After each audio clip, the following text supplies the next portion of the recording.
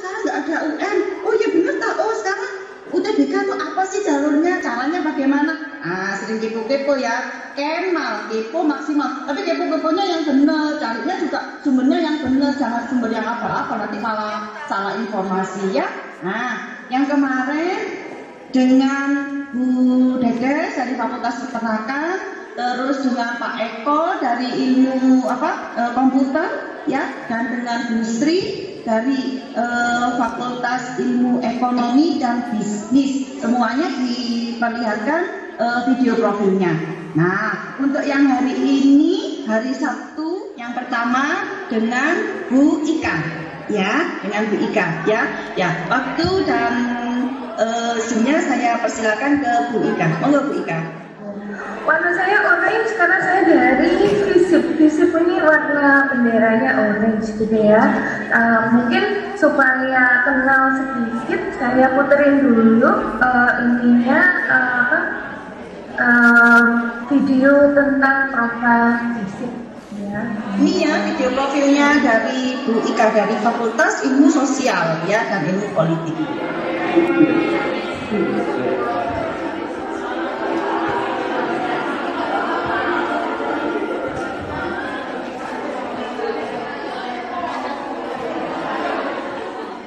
Dan kemudian PPH ini terdiri dari 3 jurusan, hubungan internasional, politik, dan pemerintahan. Tapi saya dengar-dengar hubungan internasional mau jadi jurusan sendiri, dan jurusan psikologi mau jadi fakultas sendiri. Itu mau saya ini, semoga aja segera terlaksana.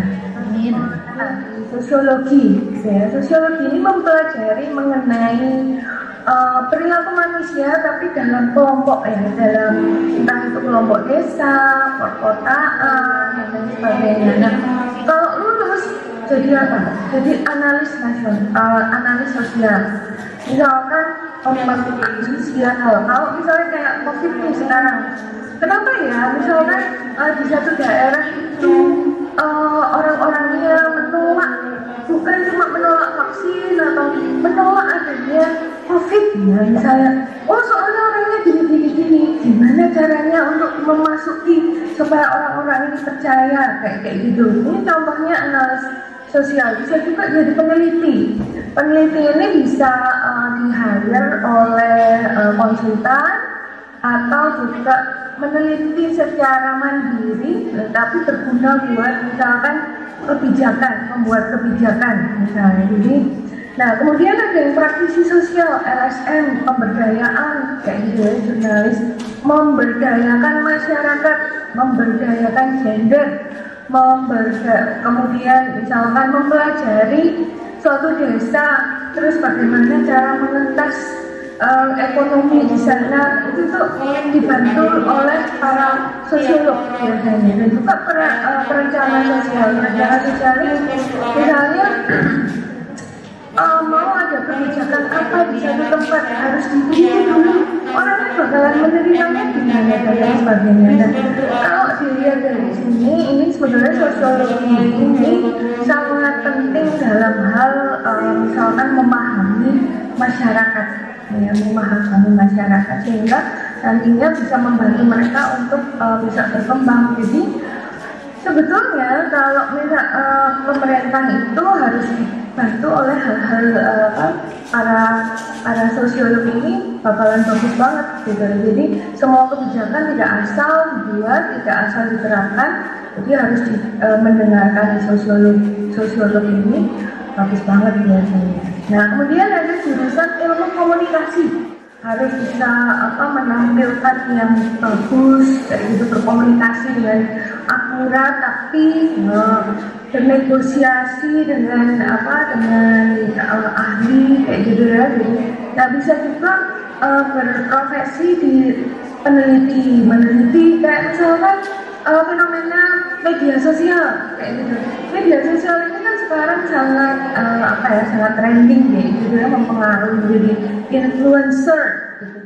Di pemasaran, di konsultan branding kayak gitu. Jadi dan komunikasi ini banyak celah untuk berkreasi, entah itu mendesain. Kalau kemarin Kak Eko mungkin dari segi teknisnya ya, tapi kalau dari jurusan ilmu komunikasi ini dari desain, bagaimana memberi bisa warna yang cerah sehingga membuat atau bagaimana yang sesuai dengan apa yang hendak disampaikan kayak gitu. Jadi kalau jadi ini bisa di periklanan, di event kayak gitu. Nah, ini bagus buat apa ya, orang-orang yang suka bertemu banyak orang, kemungkinannya lebih besar untuk ketemu banyak orang. Nah ini kalau psikologi ini juga ketemu orang, tapi biasanya ketemu orang yang pusing-pusing kayak naga di sebelah kanan atasnya.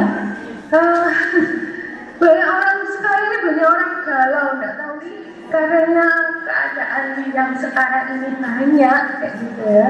Diperlukan kadang-kadang bukan harus jadi psikolog, tapi memahami psikologi dari orang-orang ini sehingga bisa membantu atau mengurangi kegalauan dan lain sebagainya. Nah ini jadi kalau misalnya sekolah di psikologi itu bisa jadi macam-macam kayak gini, peneliti, penulis, konselor dan lain sebagainya.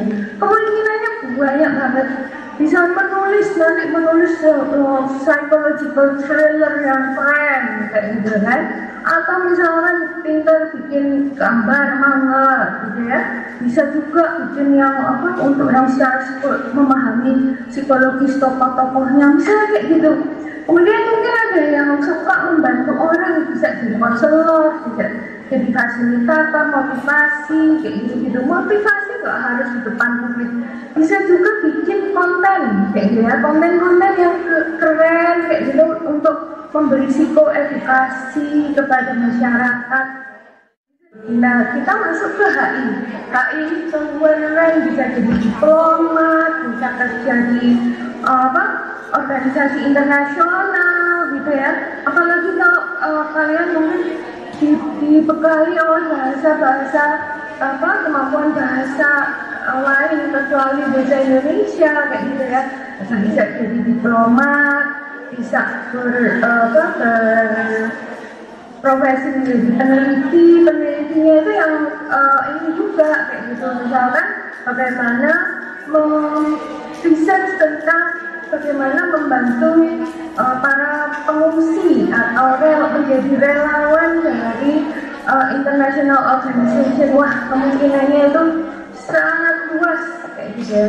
Bisa nggak di perusahaan orang-orang yang tadi bilang, wah bisa banget gitu. Biasanya kayak misalkan dulu ketika saya bekerja di perusahaan minyak itu HI dipakai untuk negosiasi negosiasi dan berhubungan dengan SDM di luar negeri gitu. Jadi keren kalau di Indonesia. Kemudian ilmu pemerintahan, nah ini mungkin ada yang bercita-cita untuk bagaimana membuat pemerintahan Indonesia yang lebih baik.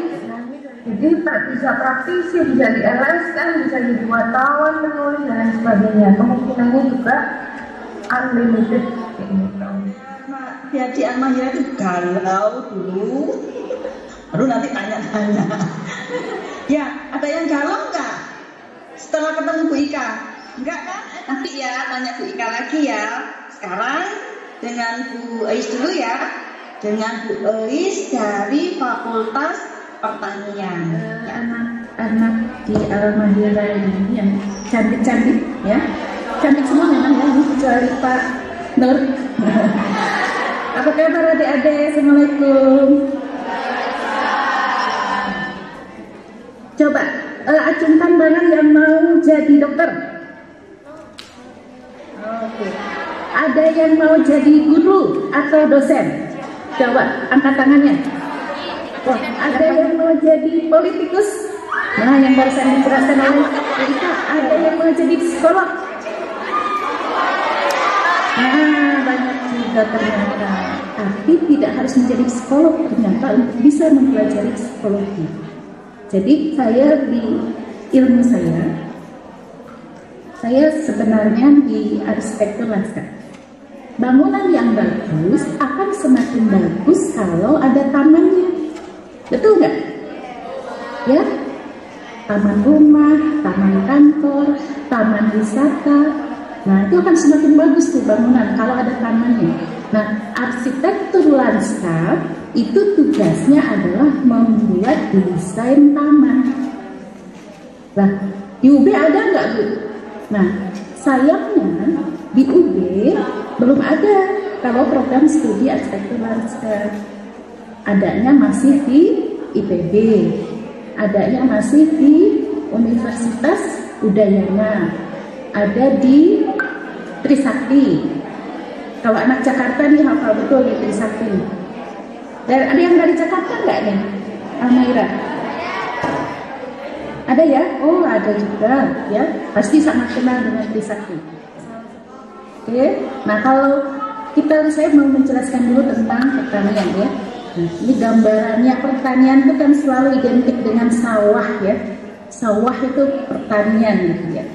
Padahal sebenarnya kalau kita lihat di pertanian itu tidak hanya belajar menanam padi, ya boleh dilanjut Bu Dede. Nah, jadi di Fakultas Pertanian Brawijaya, Anda juga bisa loh jadi dokter, ya. Jadi bukan hanya dokter hewan, dokter manusia, dokter gigi, tapi juga ada dokter tanaman. Loh, tanaman kan juga makhluk hidup ya, butuh dokter. Ada dokter hewan, ada dokter hewan. Untuk manusia ada dokter manusia. Lah tanaman juga butuh dokter loh. Nah, di Fakultas Pertanian itu ada minat hama penyakit tumbuhan. Ya, itu ada di bawah. Di sini ada budidaya pertanian, ada perlindungan tanaman. Nah, minat perlindungan tanaman. Nah, ini untuk jadi dokter tanaman. Cuma memang gelarnya bukan dokter. Belum menjadi dokter khusus ya. Jadi masih gelarnya nanti sarjana pertanian. Tapi profesinya, kegiatannya itu sama dengan dokter. Hanya yang diperiksa itu adalah tanaman. Ya. Kemudian ada program studi agribisnis. Nah, kalau agribisnis ini sama dengan fakultas ekonomi, tapi yang dipelajari khusus tentang komoditas pertanian. Begitu, kalau ekonomi kan umum ya, kemarin yang dijelaskan Bu Sri ya. Tapi kalau di pertanian khusus ini yang dibahas adalah pertaniannya. Ya, jadi bagaimana misalnya mengatur sistem ekonomi ya yang terkait dengan misalnya apel, jeruk gitu ya, mawar ya, anggrek dan seterusnya. Ya, memang di sini sebagian besar laki-laki, tetapi juga tidak menutup kemungkinan ya jika perempuan juga di sini. Ini yang suka misalnya pecinta alam ini cocok masuk ke sini. Ya, yang punya jiwa suka tantangan ini bisa masuk ke sini. Karena ini program studi dan saya sendiri termasuk juga sering bergabung dengan teman-teman kehutanan. Jadi misalnya eksplorasi tanaman tertentu ke hutan gitu ya. Saya di masa muda suka sih mendaki gunung gitu ya. Itu luar biasa ya. Pengalaman yang tidak terlupakan. Oke. Nah, di samping yang atas tadi, di Fakultas Pertanian punya program studi yang posisinya atau kegiatan pengajarannya tidak di Malang, tapi di Kediri. Ya, ada yang dekat-dekat Kediri rumahnya? Oh ya, ada ya. Jadi misalnya tidak mau jauh dari rumah, ya, jadi boleh memilih yang di Kediri. Ya, cuma kalau di Kediri belum ada program studi kehutanan. Oke. Nah, kalau ada lihat gambar, nah, ya, ini gambarnya adalah gambar bunga apa? Ada yang tahu? Ini bisa loh menciptakan bunga dengan warna baru. Loh, kok bisa, Bu? Ya, bisa. Dengan apa? Ya, tentu saja dengan rekayasa genetika. Nah, jadi salah satu bidang di Fakultas Pertanian adalah bisa menciptakan tanaman yang baru dengan menggabungkan beberapa sifat tanaman. Pernah dengar semangka kotak? Semangka itu kan biasanya bulat ya. Nah, bisa loh membuat semangka menjadi kotak warnanya, bentuknya bisa. Dibuat seperti beruang, bisa. Ya. Kemudian ingin warna semangkanya oranye. Semangka itu selama ini kan merah, ya. Ada semangka kuning. Mau buat semangka warnanya putih, warnanya orange, bisa. Ya, jadi itu namanya dengan rekayasa genetika. Bisa. Jadi di pertanian salah satu yang dipelajari adalah bagaimana kita menciptakan tanaman-tanaman baru yang unggul, ya sesuai kehendak. Gitu. Kemudian bisa jadi peneliti, ya misalnya di kebun raya Purwodadi, kebun raya Bogor, kebun raya Bali, ya Anda bisa bekerja di kebun raya, ya. Kemudian bisa jadi konsultan. Nah, jadi konsultan kan tidak harus panas-panasan.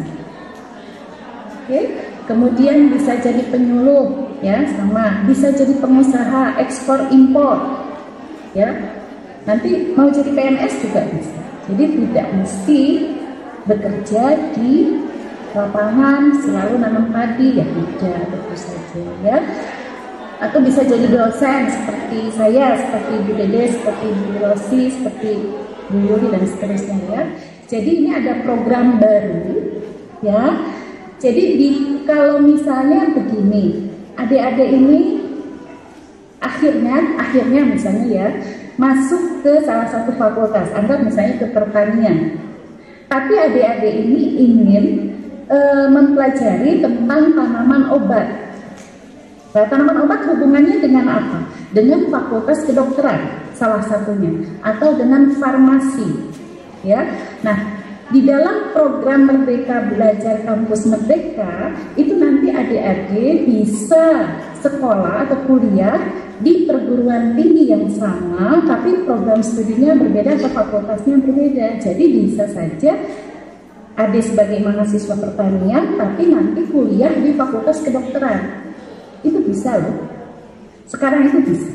Atau misalnya rumahnya di Jakarta, sebagian ada mengikuti kegiatannya di UB, tapi saya juga berkegiatan di UI, merasakan bagaimana sih kuliah di UI, itu bisa sekarang. Jadi yang sekarang ini adik-adik ini difasilitasi untuk bisa belajar di perguruan tinggi lain atau fakultas lain. Ini berbeda dengan ketika kami kuliah dulu. Jadi kalau kami kuliah dulu ya, misalnya Bu Rosi di FIB ya di FIB, terus dari awal sampai akhir. Kalau sekarang tidak. Ya, jadi mahasiswa Bu Rosi ini, misalnya adik-adik ngambil sastra Jepang, nanti bisa kuliah di luar, di Jepang. Kalau dulu hanya bisa di S2. Ya, tapi kalau sekarang dari S1 ada. Ya, ini ada program 3-in-1, ya, ada inbound dan outbound. Ya, outbound berarti kita nanti adik-adik bisa dikirim ke luar negeri, ya, misalnya dalam 1 semester untuk mengikuti perkuliahan di luar negeri. Ya, jadi ini dilihat dari gambarnya, ya. Jadi kita ini yang kebetulan di Fakultas Pertanian. Kalau adik-adik lihat backgroundnya itu kan ada tanaman, ya. Jadi pertanian pun tidak kalah dengan fakultas lain. Jadi mahasiswanya sudah menginternasional, ya. Jadi mereka ini sengaja nih mereka ikut di Korea. Saya tahu itu. Mahasiswa saya sengaja ikut kompetisi di Korea karena harapannya bisa ketemu opa-opa Korea. Ya. Kemudian ada yang ikut Indonesia, ada yang ikut Jepang dan sebagainya. Pertanian tidak selalu kotor, tidak selalu panas. Ini adalah salah satu bentuk, ya, kita menanam tomat dalam rumah kaca. Medianya juga bukan tanah loh, tapi air. Ya, dengan kondisi seperti ini, biasanya tidak ada tuh yang namanya ular, tidak ada itu yang namanya hama-hama lain, ya, binatang-binatang kecil begitu, ya. Jadi tidak usah khawatir, tidak usah takut. Yang ini kalau saya senang Bu menanam, tapi takut ular, geli maksudnya, kan takut sih biasa. Ya, jadi kita bisa ya menanam itu di atap gedung itu bisa. Ya, cuma ini memang belum kami tata menjadi taman. Jadi ini masih untuk tanaman-tanaman. Ini ada tanaman terong, ya, yang kuning-kuning itu bunga, ya, itu bunga.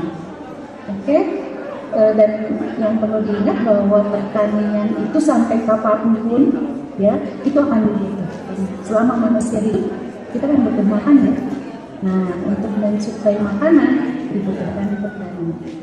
Ini adalah salah satu sudut di Fakultas Pertanian, jurusan Budidaya Pertanian, di mana saya mengajar di sini, ya. Kemudian ini gambaran pertanian secara umum, ya. Jadi yang suka di lab ini bisa masuk ke Fakultas Pertanian. Nah, ini adalah teman-teman di jurusan Budidaya Pertanian untuk pemuliaan tanaman. Oh iya, saya juga ingin menambahkan bahwa di Fakultas Pertanian juga ada kelas internasional, ya. Jadi satu angkatan itu biasanya maksimal 20 orang. Nanti dilihat dari TOEFL-nya, nilai TOEFL-nya. Kemarin kan ada yang nanya kelas internasional di fakultas apa saja, di Fakultas Pertanian juga ada. Nah, ini dokter tanaman, seperti yang tadi saya jelaskan. Nah, ini ada nih sosial ekonomi pertanian. Ya, jadi ini mirip dengan bidangnya Bu Sri kemarin, tetapi di pertanian, khusus pertanian. Sama nih, di pertanian juga ada komunikasi, tapi hanya minat. Nah, ini pasca sarjananya. Jadi yang jurusan tanah ini. Nah, mungkin kalau yang agak takut dengan yang tadi bilang kotor-kotor itu, ya jangan masuk ke jurusan tanah gitu, ya.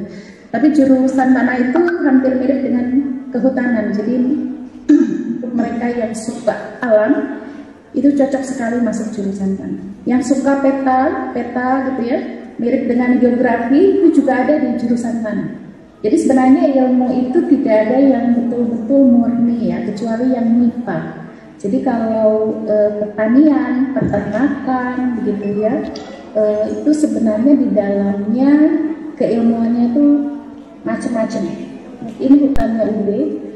Jadi UB punya hutan, ya, sekarang. Kalau ini kebun kami di Jatikerto, yang ini di Cangar, yang ini yang di belakang rumah sakit UB. Jadi dari pertanian itu juga bisa bekerja di perumahan-perumahan, lapangan golf, ya, taman-taman wisata, itu juga lulusan pertanian itu sangat dibutuhkan. Pokoknya selama itu ada tanamannya, maka disitulah kita bisa bekerja. Bagus kan? Di fakultasnya Bu Ois, ya, di atas ada taman bunganya, ya. Itu tadi dari Bu Ois, dari Fakultas Pertanian. Nah, selanjutnya dengan Bu Asti, ya. Dengan Bu Asti dari Fakultas Ilmu Administrasi, ya. Selamat pagi, assalamualaikum adik-adik. Baik, di sini Kakak Asti, saya maunya dipanggil Kakak aja, ya. Dari Fakultas Ilmu Administrasi. Sebenarnya nggak salah sih kalau Bu Dedes bilang VIA itu adalah Fakultas Ilmu Artis, karena memang beberapa alumni atau kakak-kakak kelas yang ada di VIA ini juga mereka memiliki salah satu bakat, yaitu jadi duta pariwisata, kemudian duta putri hijau, kemudian kakang Mbak dan lain sebagainya gitu. Jadi itu kenapa kok kemudian keluar VIA itu tidak hanya Fakultas Ilmu Administrasi tetapi juga Fakultas Ilmu Artis gitu. Jadi kakang Mbak dan sebagainya seperti itu. Nah, sebenarnya Fakultas Ilmu Administrasi itu apa sih gitu? Nah, ini cerita, ya, adik-adik dan Bapak Ibu semua. Saya kelahirannya di Tulungagung, tetapi dari kecil ada di Malang. Ketika saya kembali ke kampung halaman, saya manggilnya adalah kampung halaman di Tulungagung. Nah, itu pasti ditanyain, kuliah di mana? Gitu. Saya kuliah di VIA. S1 S2 saya ada di VIA UP. Oh, di VIA. Oh, berarti tugasnya kayak sekretaris, ya, gitu. Tulis menulis, ya, gitu. Berarti kayak nanti tugasnya adalah mendampingi para CEO, ya, jadi sekpri, ya. Kenapa? Karena Fakultas Ilmu Administrasi itu konotasinya di otak orang banyak Bapak Ibu atau mungkin orang-orang yang dulu, ya, Bapak Ibu yang dulu mikirnya administrasi ya kegiatan perkantoran seperti itu. Apakah seperti itu? Sebenarnya tidak. Jadi kalau misalnya Fakultas Ilmu Administrasi yang di UB ini sebenarnya tidak hanya di UB, di tingkat internasional maupun nasional juga, bahwa Fakultas Ilmu Administrasi ini sifatnya lebih ameliorasi, lebih luas. Administrasi di UB dibagi dua jurusan, yaitu publik dan bisnis. Nanti saya informasikan ya, jurusan publik itu ada prodi apa aja, terus kemudian melingkupi apa saja bidang yang bisa ditekuni di situ. Kemudian kalau administrasi bisnis itu seperti apa, itu nanti akan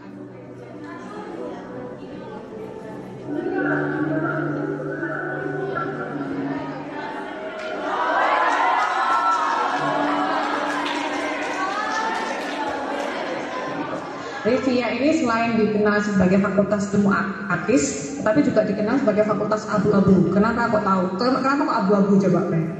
Kenapa? Karena bendera kita abu-abu. Tetapi jangan salah, meskipun benderanya abu-abu, tetapi fakultasnya nggak abu-abu gitu loh maksudnya. Bukan gray area. Gray area itu adalah gray yang tidak clear atau tidak jelas. Tetapi Fakultas Ilmu Administrasi itu jelas ada dan tempatnya ada. Kemudian apa yang diajarkan itu juga clear seperti itu. Mungkin bisa saya share screen gitu, Dedes nih.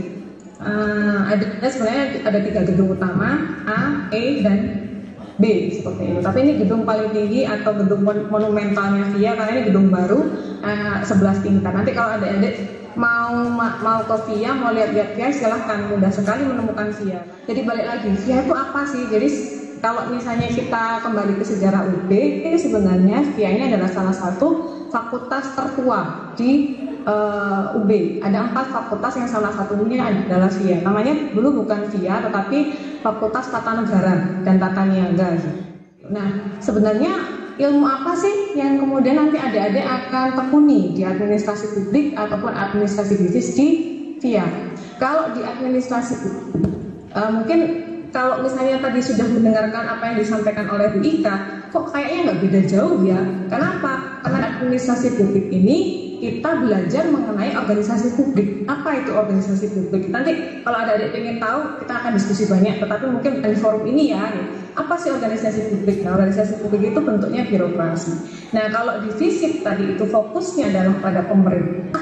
Kalau di administrasi publik kita fokusnya, kita namanya konsepnya adalah governance. Triangle seperti ini. Governance itu kita tidak hanya berbicara masalah bagaimana negara itu mengatur masyarakat, bagaimana negara itu melayani masyarakat, tetapi kita juga berbicara masalah bagaimana pemerintah atau negara itu bekerja sama, berkolaborasi dengan sektor bisnis dan juga dengan masyarakat. Untuk apa? Untuk bisa menyediakan kebutuhan masyarakat.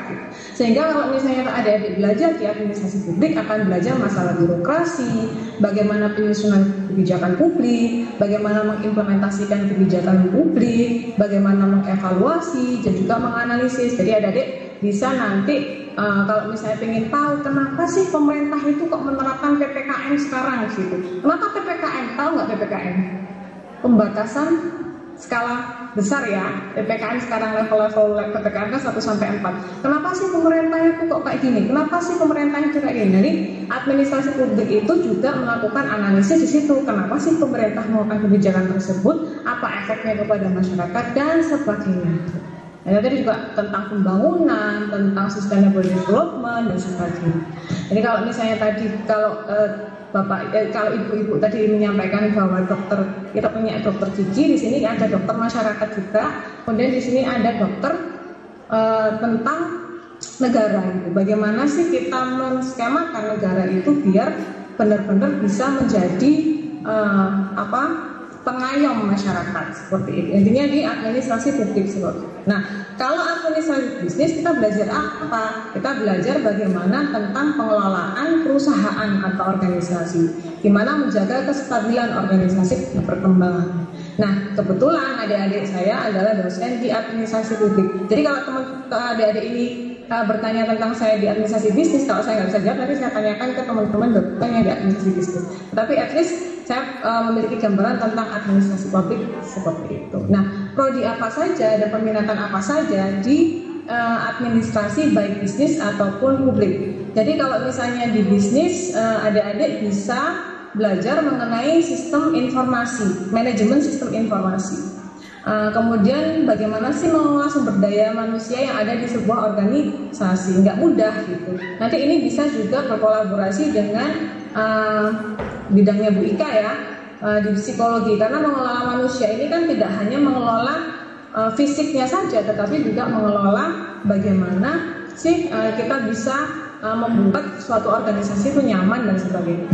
Kemudian manajemen keuangan ada, kalau ada yang suka masalah pemasaran atau marketing itu juga kita ada manajemen pemasaran. Kemudian di sini juga ada minatnya khusus bisnis internasional. Kalau bisnis internasional ini bagaimana sih pola-pola bisnis tingkat global seperti itu. Nah, kalau misalnya ada yang ingin tanya tentang perpajakan gitu, kenapa sih kok pemerintah itu ngasih pajak banyak? Gimana sih kok peraturan perpajakan di Indonesia ngapain sih dan sebagainya? Maka mungkin adik-adik bisa masuk ke prodi pajak. Nah, kalau yang suka berwisata, ini kayaknya banyak ya, nggak cuma adik-adik, kayaknya Bu Ika, saya, Bu Dades itu suka banget berwisata gitu.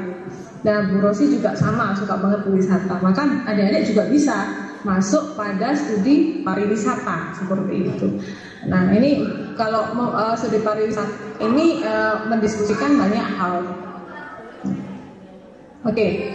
Kemudian kalau misalnya adik-adik di administrasi publik itu apa saja yang bisa dipelajari di situ? Di situ ada minatnya di S1 ada perencanaan pembangunan. Bagaimana sih pemerintah itu menskemakan misalnya pembangunan di satu daerah seperti itu.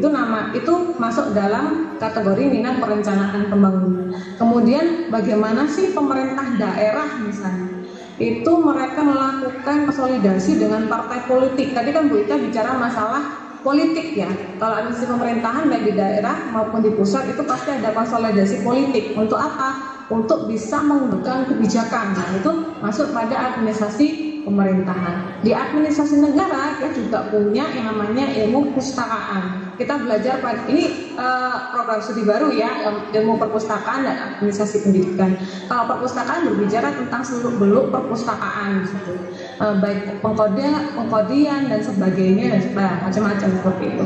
Nah, kalau administrasi pendidikan itu fokus pada manajemen atau pengelolaan pendidikan baik di perguruan tinggi maupun di SD, SMP, SMA seperti itu. Nah, di VIA itu ada S1, S2, S3. Jadi kalau misalnya adik-adik ternyata cocok dengan administrasi, maka bisa diteruskan di S2 ataupun S3 kalau misalnya ingin jadi dosen seperti itu. Nah, kemudian pertanyaannya profesi setelah lulus dari VIA itu apa sih gitu.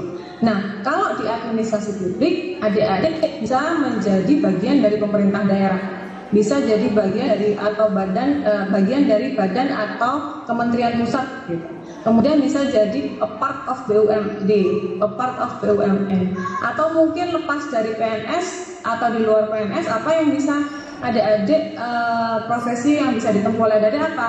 Bisa jadi analis kebijakan publik, bisa jadi analis pemerintahan daerah, bisa jadi konsultan ahli, bisa jadi akademisi dan pustakawan. Itu di administrasi publik.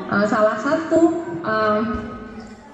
bentuk yang bisa saya contohkan misalnya dosen-dosen di VIA khususnya administrasi publik ini sekarang mendirikan perusahaan konsultan namanya Smart ID. Ini saya tidak melakukan promosi atau marketing ya, tapi ini memang seperti itu. Kita memiliki perusahaan salah satu sih dosen-dosen banyak terlibat di kegiatan konsultan ahli. Nah, kalau misalnya di administrasi bisnis itu apa sih keluarannya? Rata-rata bisa menjadi manajer organisasi bisnis, bisa jadi konsultan organisasi bisnis, bisa menjadi CEO. Nah, beberapa dosen yang ada di VIA sendiri khususnya di bisnis itu ternyata mereka juga menjadi CEO dan owner gitu. Owner apa Bu? Nah, mungkin ada mau cari, kalau misalnya mau cari searching gitu, bisa coba cari growferry.id. Itu milik salah satu dosen bisnis, dosen mudanya itu masih di bawah saya umurnya. Nah, kemudian ada juga Lekantara. Kalau Growferry itu tadi groceries itu untuk belanja kebutuhan sehari-hari. Kalau Lekantara ini fungsinya terkait masalah publikasi akademik, jurnal dan sebagainya. Sehingga kalau adik-adik ini bertanya, kalau misalnya saya masuk di administrasi publik ataupun bisnis, saya bisa jadi apa? Nah, itu bisa jadi banyak hal seperti ini gitu. Jadi nggak cuma jadi PNS, tapi banyak sekali yang bisa dilakukan oleh adik-adik semuanya gitu. Banyak sekali profesi-profesi yang bisa ditempuh setelah lulus di VIA. Kemudian itu ya informasi general. Nah, kita punya sumber daya 159 dosen di VIA dengan 92 tenaga kependidikan. Pada saat ini di VIA ini ada sekitar 6.000 mahasiswa aktif, dengan tahun ini kita mabanya ada 1.424. Jadi cukup besar jumlah maba yang ada di VIA sekarang. Nah, apa saja yang dilakukan VIA? Nah, yang sudah kita bangun di VIA ini itu ada dengan Jepang, Taiwan, Cina, Malaysia, Australia, dan Thailand. Nah, judul saya adalah salah satu produk kerjasama internasional dengan Jepang. S3 saya di Jepang. Lewat mana? Lewat jalur-jalur kerjasama internasional yang dibangun oleh bapak ibu yang ada di VIA gitu. Jadi kalau misalnya adik-adik saya pengen nih coba ke Jepang, saya pengen nih. Nah, ini juga bisa masuk di VIA. Nah, pada saat ini kami sudah sedang mencoba untuk mendapatkan akses. Belum mendapatkan akses, sebenarnya kita sudah bekerja sama ya, tapi sedang dalam proses perundingan untuk bisa bekerja sama dengan Brazil dan Korea Selatan. Pada tahun 2019 kemarin kami sempat pergi ke Sungkyupan University. Kemudian beberapa agenda internasional ini seperti ICOPA, mungkin adik-adik kalau tahu ICOPA apa bisa di searching gitu. Nah, kemudian kita juga punya dua asosiasi besar melibatkan seluruh akademisi yang ada di Indonesia. Itu untuk administrasi publik, itu namanya Indonesian Association for Public Administration. Kalau IAB itu namanya Asosiasi Ilmu Administrasi Bisnis. Nah, kira-kira kalau misalnya adik-adik pengen punya gambaran lagi, kita di VIA ini banyak sekali mendatangkan juga, kalau teman adik-adik suka dengan tokoh-tokoh pemerintah ya, jadi kita seringkali mendatangkan beliau-beliau ke VIA itu. Sayangnya sekarang kondisinya masih pandemi nih, karena pandemi jadi kita tidak bisa mendatangkan secara fisik beliau-beliau. Tapi beliau-beliau yang pernah hadir di VIA secara fisik itu ada, mungkin adik-adik sering dengar ya, namanya Pak Sandiaga Uno, Pak Anies Baswedan, itu beberapa kali datang atau hadir ke VIA untuk apa? Baik untuk melakukan sebagai pembicara atau beliau sebagai penguji dan sebagainya. Sehingga kalau misalnya adik-adik ingin kenalan langsung, mungkin bisa nih pakai jalur VIA, mungkin ya. Kemudian apa saja sih yang dimiliki VIA untuk adik-adik? Kalau misalnya adik-adik masuk ke fasilitasnya apa saja? Tadi kan di video profile ada ya kakak-kakak yang sedang main basket. Nah, itu kita punya yang namanya gelanggang prestasi, ini baru sekali. Nah, gelanggang prestasi itu bisa, kalau ada adik suka basket itu bisa, kalau misalnya kalian suka badminton itu bisa, terus kemudian kalau suka nge-gym itu bisa. Nah, ini di sebelah sini, ini adalah gelanggang prestasi kami. Nah, ini kalau ini juga bisa diakses oleh publik. Kalau ada adik pengen coba gitu, pengen coba saya olahraga di sana, itu bisa diakses oleh publik. Tapi ada prosedurnya ya, nanti minta kontak sama satpamnya, tanya dan sebagainya. Jadi di VIA ini ada 18 lembaga kemahasiswaan dari lembaga-lembaga yang seperti Badan Eksekutif Mahasiswa sampai himpunan-himpunan. Kemudian kami juga ada ini tari gitu, ada administrasi choir ya, administrasi choir itu paduan suara. Kemudian ada yang suka musik, itu tadi ada MC club. Kemudian yang suka bahasa Inggris ini siapa nih?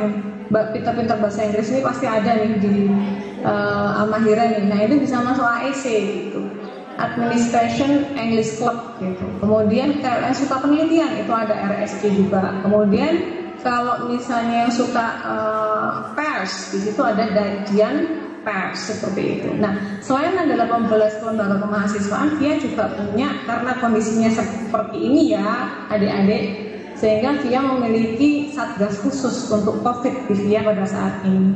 Dan yang terbaru sekali dan baru dibentuk, dan kebetulan saya salah satu anggota ya, bukan ketuanya tapi anggotanya, itu ada ULT-KSP, yaitu Unit Layanan Tindak Kekerasan Seksual dan Perlindungan.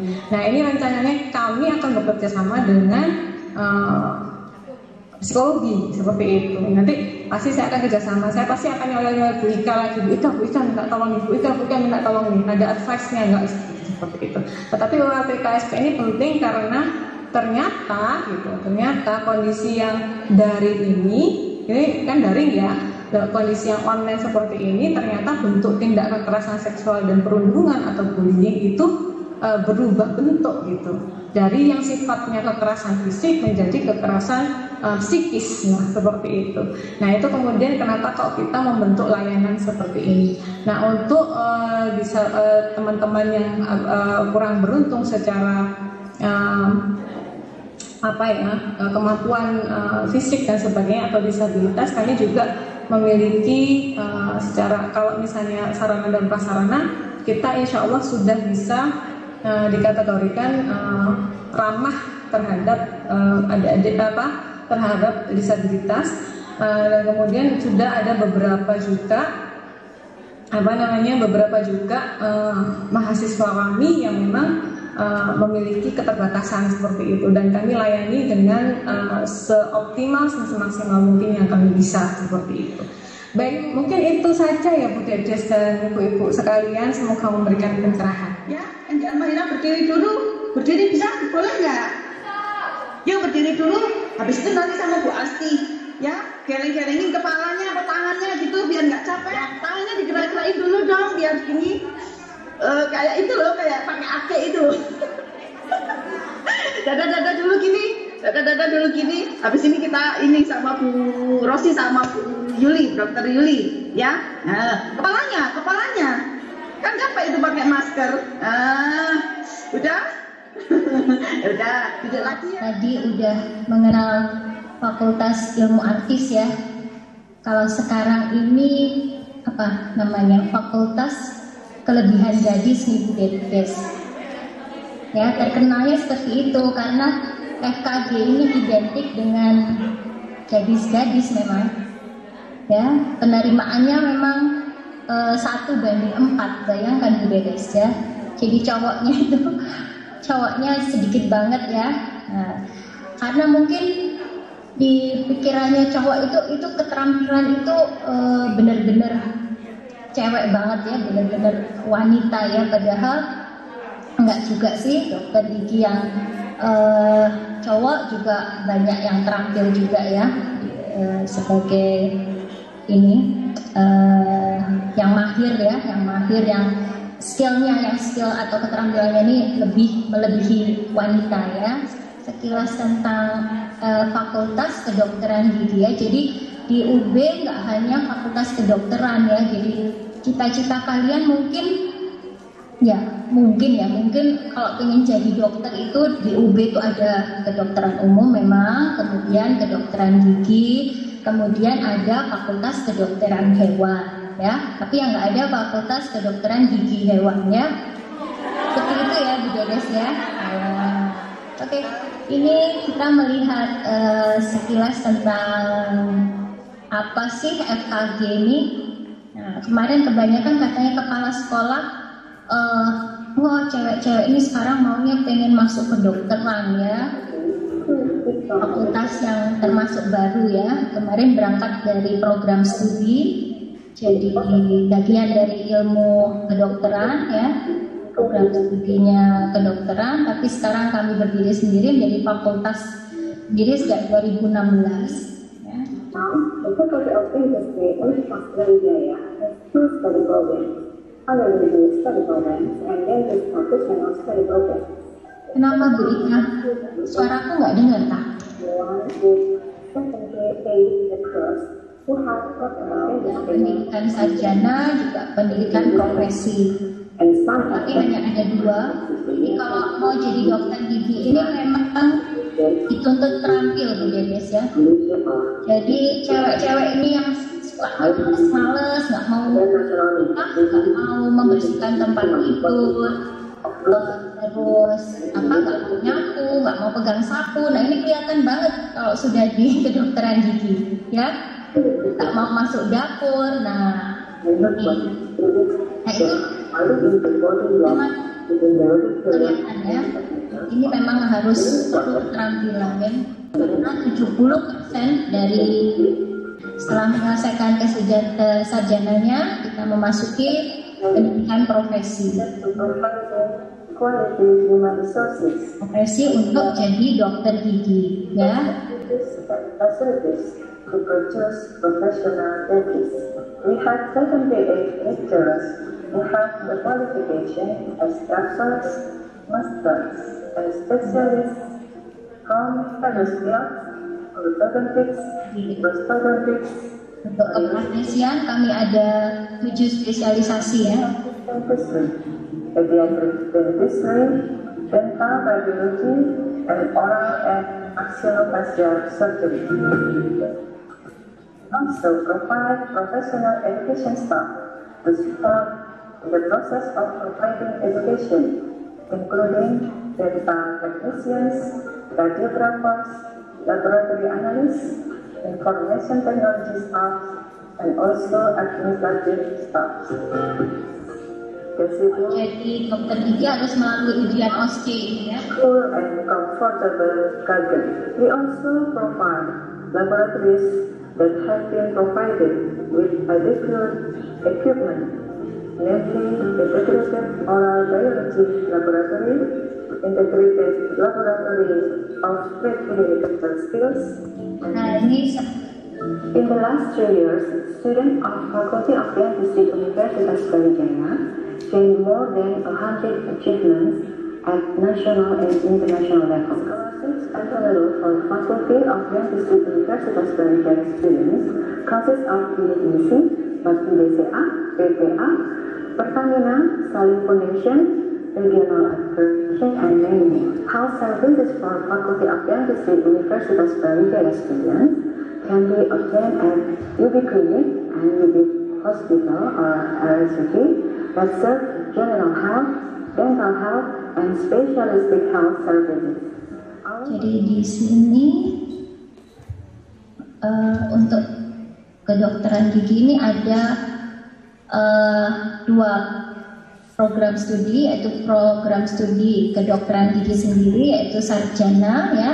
Kita melalui tahapan 3,5 tahun, ya. 3,5 tahun itu 7 semester, ya.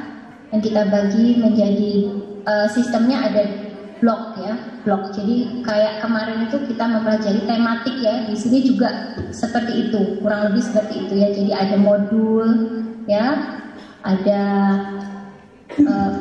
ada skenario, kemudian kita menyelesaikan problem solving, ya. Kalau lancar, kemudian kita melanjutkan ke program studi keprofesiannya, profesi dokter gigi. Nah, ini tujuan dari pendidikan kedokteran gigi sendiri, yaitu unggul, bertaraf internasional, dan semua perguruan tinggi itu juga melaksanakan tri dan perguruan tinggi, ya. Dan kemudian visi misi kita ke nanoteknologi, ya, seperti itu. Oke.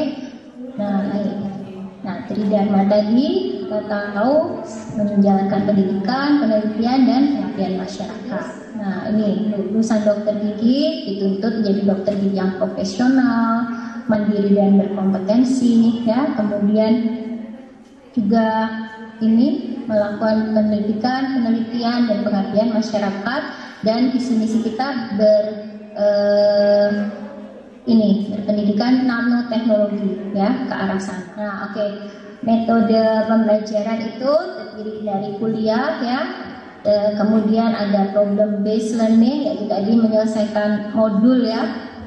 Kemudian case based ini ada suatu kasus, kemudian kita pecahkan bersama-sama, berdiskusi, ya, seperti itu. Kemudian, nah, ini namanya problem solving learning, ya. Nah, kemudian dilanjutkan dengan pekerjaan praktikum atau di skill lab, praktikum, dan kemudian simulasi klinik, ya.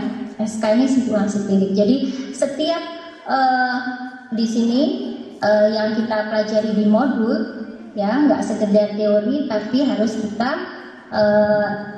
aplikasikan ke kliniknya, ya. Jadi ada skill labnya, namanya skills lab, ya. Jadi keterampilan klinis memang, ya, seperti itu. Nah, Ini di program sarjana. Sebentar Bu. Kemudian untuk ke profesi yaitu kita juga melanjutkan di observasi dan asistensi ya. Kemudian tetap melakukan diskusi kasus karena kita sudah memegang menghadapi pasien ya, sudah boleh mengerjakan pasien ya. Kemudian tetap ada teori-teori backup teori ya, refresh ya, semacam refresh. Jadi untuk jurnal dan juga case report ya.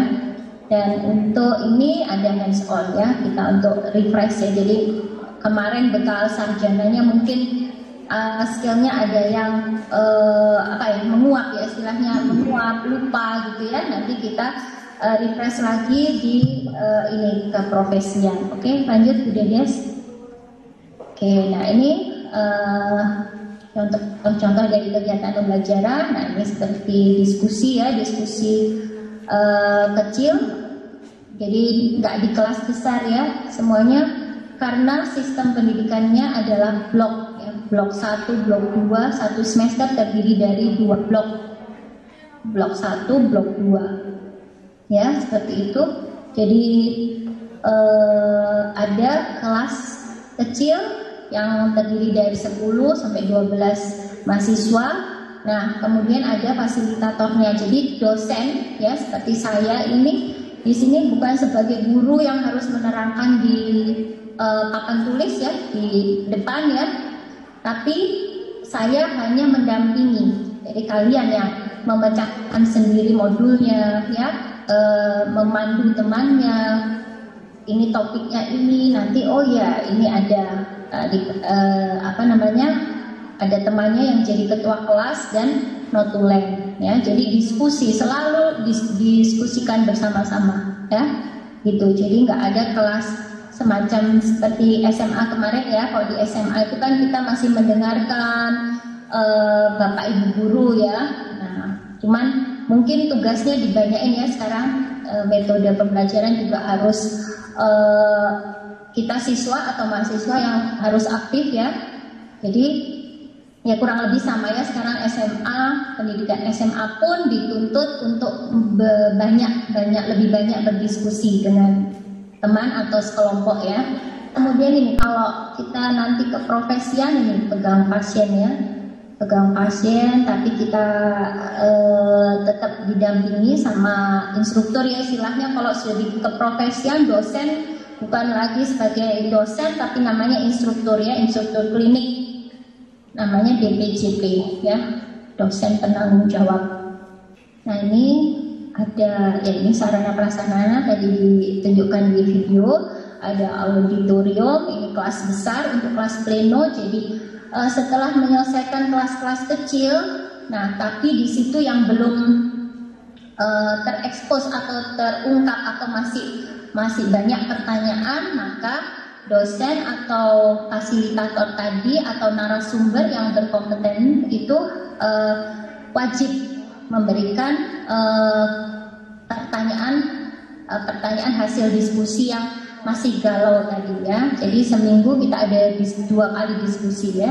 Itu ada rumah sakit gigi dan mulut di sebelah fakultas. Nah sementara masih di sini bersama dengan koas kedokteran ya. Jadi kita di lantai 2. Oke, lanjut Bu Dedes. Ini apa Bu Yuli yang berdiri ini Bu Yuli?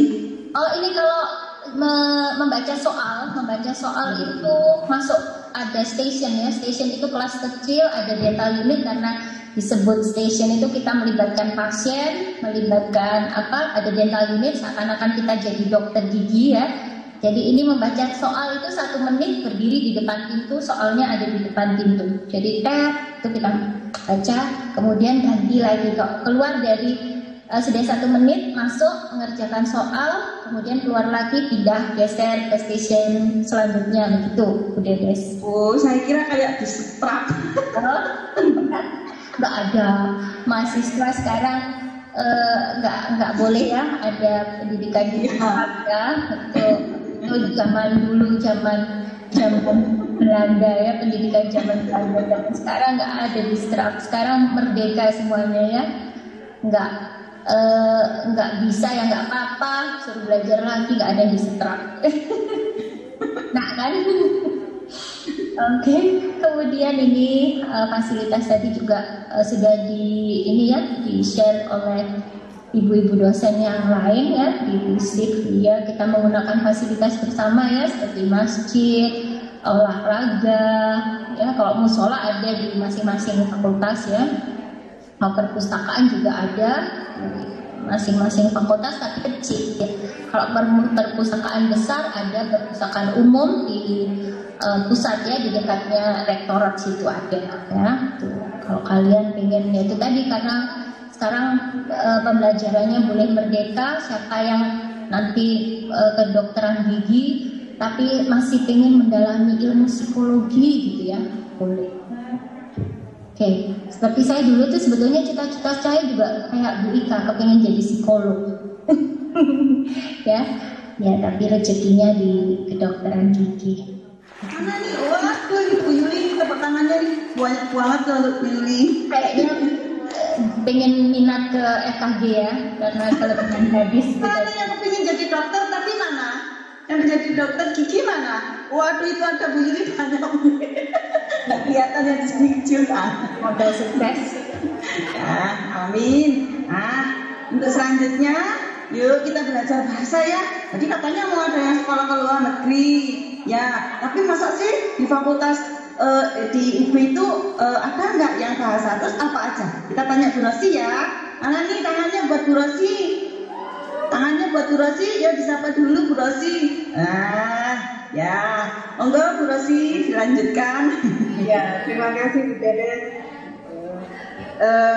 Ini masih pagi ya. Selamat pagi menjelang siang, adik-adik semua. Masih semangat ya? Iya. Baiklah, tadi pagi ya adik-adik sudah memberikan yel-yelnya. Nah, Fakultas Ilmu Budaya itu juga punya yel ya. Coba dengarin ya. Yel-yel dari FIB itu adalah kurang lebih begini. Kita satu, ilmu budaya, cerdas, tangguh, dan berbudaya. Nah, itu adalah yel-yel dari Fakultas Ilmu Budaya. Ya. Baiklah. Sebenarnya ada apa saja sih di Fakultas Ilmu Budaya? Kita langsung melihat videonya saja ya. Kota Malang adalah kota terbesar kedua di Jawa Timur yang memiliki salah satu perguruan tinggi terbaik di Indonesia, yaitu Universitas Brawijaya. Keragaman budaya dan perkembangan pendidikan Kota Malang adalah lautan ilmu yang amat luas dan terus berkembang. Fakultas Ilmu Budaya Universitas Brawijaya atau FIB UB merupakan jawaban terhadap ilmu budaya, seni, pendidikan bahasa, dan sastra dalam pembangunan masyarakat Indonesia. FIB UB memiliki jurusan bahasa dan sastra yang menaungi kelas reguler, program studi S1 sastra Inggris, sastra Jepang, bahasa, dan sastra Perancis, sastra Cina, dan S2 ilmu linguistik, serta kelas internasional yang terdiri dari program studi S1 sastra Inggris, sastra Jepang, dan sastra Cina. Jurusan pendidikan menaungi program studi pendidikan bahasa Inggris, pendidikan bahasa Jepang, serta pendidikan bahasa dan sastra Indonesia. Sementara jurusan seni dan antropologi budaya menaungi program studi S1 seni rupa putih dan antropologi. Seluruh program studi tersebut telah terakreditasi BAN-PT dengan nilai A dan B, serta dalam proses sertifikasi NUA. Adanya kelas internasional dan mahasiswa dari berbagai belahan dunia yang terlibat dalam program double degree dan exchange program menunjukkan bahwa pendidikan di FIUB telah diakui secara internasional. Awal ibadah tentang kebudayaan tentang tradisional dan kurikulum telah didesain secara khusus untuk menjawab tantangan dunia kerja dan akademik di era global. FIUB juga berperan aktif dalam kegiatan ilmiah yang melibatkan praktisi dan ilmuwan dari lembaga terkemuka di Indonesia. Selain itu, berbagai beasiswa skala nasional dan internasional ditawarkan kepada mahasiswa FIB-UB yang bertujuan untuk keberlangsungan pendidikan yang ditempuh. Dalam bidang penelitian, FIB-UB mengembang penelitian yang unggul di bidang budaya untuk meningkatkan daya saing bangsa, seperti tertuang dalam roadmap penelitian FIB-UB. Dalam bidang pengabdian, FIB-UB juga terlibat dalam pemberdayaan sumber daya manusia melalui mitra binaan yang didasari oleh pemihakan yang kuat terhadap komunitas marginal yang semakin terpinggirkan dalam pembangunan. Berbagai optimisme, FIB-UB memiliki kekayaan diri karena telah dan akan tetap mengukir prestasi di ranah nasional dan internasional. Saya berharap mahasiswa ini. Saat ini saya mengasosiasi di MBA School of International Studies University of Washington, Amerika Serikat. Saya mengajar mata pelajaran sejarah politik internasional sambil lalu melanjutkan pendidikan doktoral di universitas yang sama. Kita satu, ilmu budaya, cerdas, tangguh, dan berbudaya. Ya, kan itu tadi ya, anunya apa? Yel-yelnya FIB. Kurang dulu dong. Kan kira tepuk tangan ini Bu Rosi juga punya yel-yel loh. Loh itu Bu Rosi tepuk tangannya Bu Rosi, saya juga dan monggo Bu Rosi. Jadi memang FIB itu mempunyai 3 jurusan. Jurusan yang pertama adalah bahasa dan sastra. Nah, khusus bahasa dan sastra ini kita mempunyai dua program, reguler dan internasional. Nah, di reguler kita punya sastra Inggris, kita punya sastra Jepang, kita punya bahasa dan sastra Prancis, kita punya sastra Cina, dan untuk S2-nya kita punya S2 linguistik. Ya. Nah, tadi Bu Dedes mengatakan bahasa Korea ya, jangan khawatir ya. Jadi sebenarnya tidak hanya Inggris, Jepang, Prancis, Cina yang ada di FIB, tapi juga ada bahasa Korea ya. Namun bahasa Korea ini masih bernaung di bawah LIH. Apa itu LIH? LIH adalah Lab Ilmu Humaniora ya. Jadi ke depan kita akan juga rencananya itu akan menjadikan sebuah program studi ya. Jadi kalau adik-adik ingin belajar tentang bahasa Korea, ingin ketemu dengan opa-opa, ya kita bisa belajar di bahasa Korea di LIH. Nah, kemudian di jurusan bahasa dan sastra kita juga punya program internasional. Program internasionalnya itu masih ada 3 program studi, Inggris, Jepang, dan Cina. Kemudian di jurusan kedua kita mempunyai jurusan pendidikan bahasa. Ya. Kalau yang tadi adalah bahasa dan sastra yang dipelajari, kalau di jurusan yang kedua ini adalah jurusan pendidikan bahasa. Ya. Tentu saja karena di sana disebut pendidikan, maka tujuannya adalah mengajar. Kalau yang jurusan pendidikan bahasa ya. Nah, itu ada apa saja di sana adalah ada pendidikan bahasa Inggris, ada pendidikan bahasa Jepang, ada pendidikan bahasa dan sastra Indonesia, ya. Jadi seperti itu. Kemudian jurusan yang ketiga adalah jurusan seni dan antropologi budaya. Nah, di sini adik-adik kalau ingin belajar tentang seni rupa murni itu bisa mengambil program studi seni rupa murni, ya.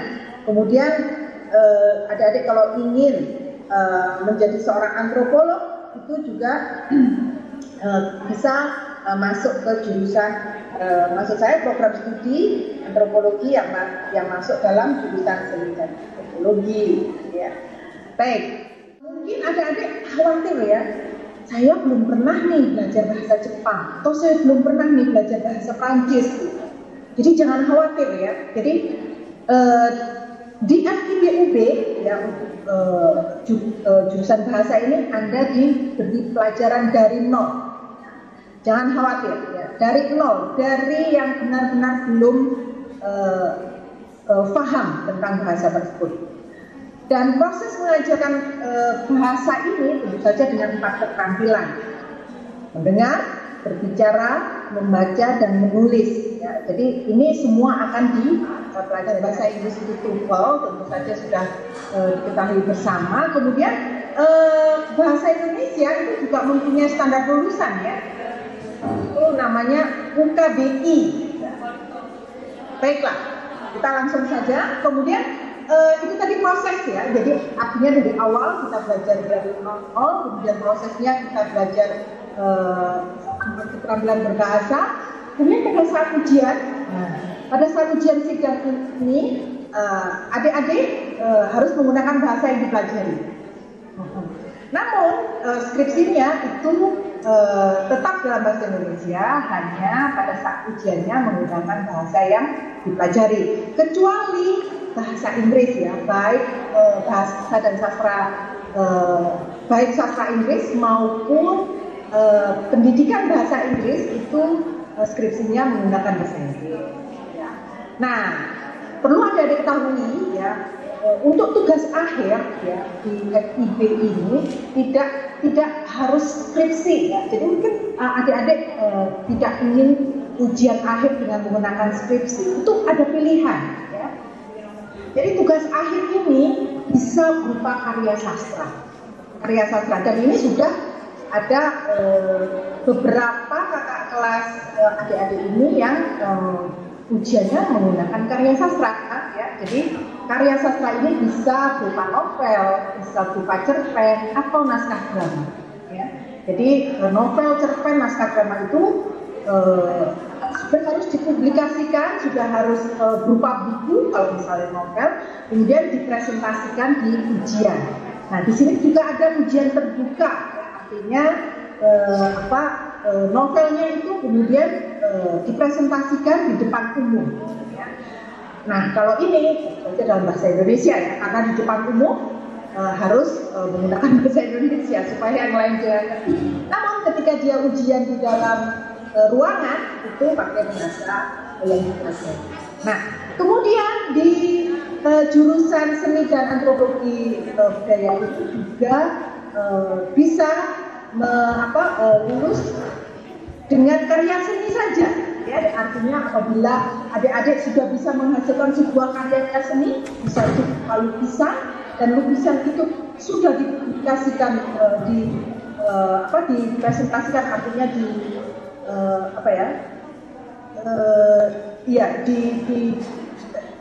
dipresentasikan di tempat umum, misalnya di sebuah presentasi umum, pameran mungkin, ya, Bu Rosi? Pameran, ya? Pameran, ya, betul sekali. Pameran yang diselenggarakan oleh misalnya Pusat Kebudayaan Prancis, atau pameran yang diselenggarakan oleh Pusat Kebudayaan Jepang. Nah, itu salah satunya itu boleh, ya, kita jadikan tugas akhir.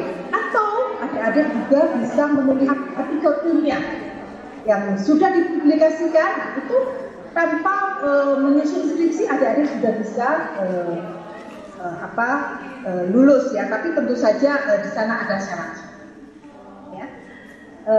Selanjutnya Bu Dede, please. Nah, sekarang sebenarnya apa sih, ya, profesi setelah lulus dari FIB? Mungkin tadi adik-adik sudah melihat dari videonya, ya. Nah, ini adik-adik juga bisa menjadi dosen, ya, tentu saja itu pasti, ya. Sebagai peneliti juga bisa. Namun selain itu juga adik-adik bisa menjadi jurnalis, ya, atau wartawan. Nah, kenapa bisa seperti itu? Ya, karena ada mata kuliah pilihan di sana. Ya, ada mata kuliah pilihan tentang jurnal. Adik-adik juga bisa menjadi seorang interpreter atau translator, ya. Jadi di sana juga ada mata kuliah pilihan terjemahan, baik itu Jepang, baik itu Prancis, baik itu Inggris, Cina, itu ada mata kuliah khusus tentang terjemahan. Ya. Kemudian bisa juga menjadi guide. Nah, di sana ada mata kuliah tentang pariwisata. Kemudian adik-adik juga bisa bekerja di bidang perhotelan, ya.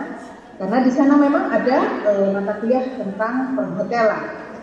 Adik-adik bisa sebagai praktisi, ya, di sini artinya sebagai seniman, sebagai penulis, maupun yang tadi ya sebagai pengajar, sebagai peneliti itu juga bisa. Kemudian juga sebagai arkeolog, ya. Dari video tadi mungkin adik-adik melihat itu ada yang mas yang kribo itu tadi ya, itu dia melanjutkan studi sambil mengajar. Kemudian pada saat kuliah dia berprestasi. Lulus dari FIB, dia melanjutkan kuliah di Prancis. Seperti itu. Nah, sekarang dia sudah lulus dari Prancis dan sekarang bekerja di Bali, ya. Dia bekerja di sebuah perusahaan Prancis di Bali, ya. Nah, itu yang dari Prancis. Kemudian juga dari Cina. Ada juga Jepang, ya. Tadi yang selain di video juga ada yang Jepang. Jadi bahasa di FIB ini merupakan dasar, landasan Anda bisa melanjutkan kuliah apapun di luar negeri, ya. Yang saya tahu ini adalah Prancis. Jadi kalau Anda bisa menguasai bahasa Prancis, gitu ya, Anda kuliah di Prancis ini free, bebas. Jadi Anda hanya tinggal mencari beasiswa untuk hidup sehari-hari, untuk tinggal. Tapi kalau fee atau UKT, ya, kalau di tempat kita itu free. Kalau Anda belajar bahasa Prancis, kalau Anda memilih jurusan-jurusan apapun yang menggunakan bahasa Prancis sebagai bahasa komunikasinya, sebagai bahasa pengantarnya dalam kelas, nah, itu gratis sama sekali, ya. Seperti itu yang saya tahu. Jadi kemudian jurusan-jurusan atau program studi di FIB mungkin adik-adik bisa langsung melihat di linknya, ya. Ini sudah saya berikan linknya, mungkin nanti bisa, atau boleh bertanya kepada saya. Bahasa-bahasa di sini kami didukung oleh native speaker, ya, semuanya ada. Ada Cina, ada Jepang, ada Prancis, ada Inggris, ada juga Korea.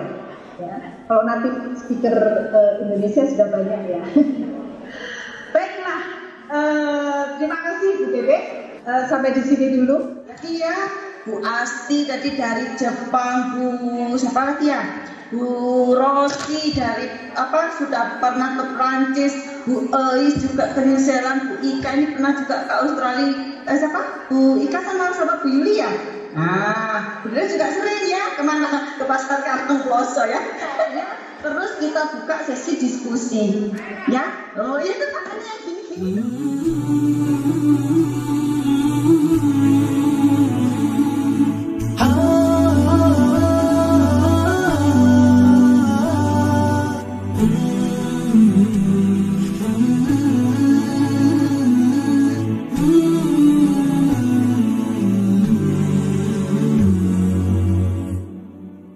في زمن الجور حلم مبرور يتراءى طيفه من حولي ويدور يبعث أملا يدنو وجلا فالليل طغى وتلاشى النور في زمن الجور حلم مبرور يتراءى طيفه من حولي ويدور يبعث أملا يدنو وجلا فالليل طغى وتلاشى النور يا رسول الله كم أحلم لو أني أمشي بخطاك وبذا ترضى عني أسعى مسعاك يغدو همك همي وأكون فدا دربك هلا تقبلني وأكون فدا دربك هلا تقبلني صلى الله وزاد ثناء على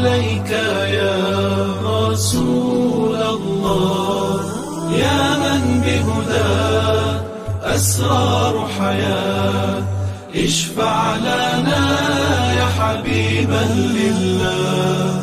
صلى الله وزاد ثناه عليك يا رسول الله، يا من بهداه أسرار حياة اشفع لنا يا حبيبا لله.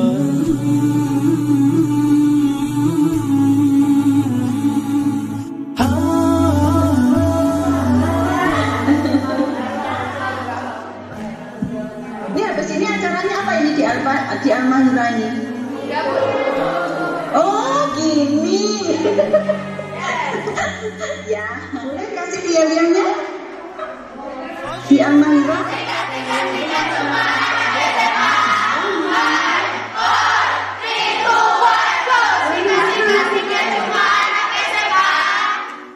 خجل من نفسي هل أحظى بوصال، أتقرب بكلام لا بالأعمال، أنظر من حولي من سلكوا قبلي، أبكي من شوقي ولبعد طال.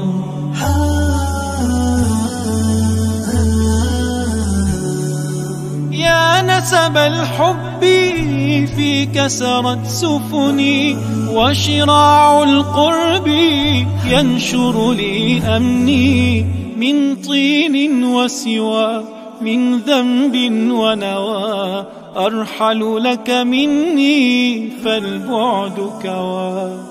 يا رسول الله كم أحلم لو أني أمشي بخطاك وبذا ترضى عني، أسعى مسعاك يغدو همك همي، وأكون فدا دربك هل لا تقبلني، وأكون فدا دربك هل لا تقبلني. صلى الله وزاد ثناء عليك يا رسول الله، يا من بهداه أسرار حياة اشفع لنا يا حبيبا لله. صلى الله وزاد ثناء عليك يا رسول الله، يا من بهداه أسرار حياة اشفع لنا يا حبيبا لله.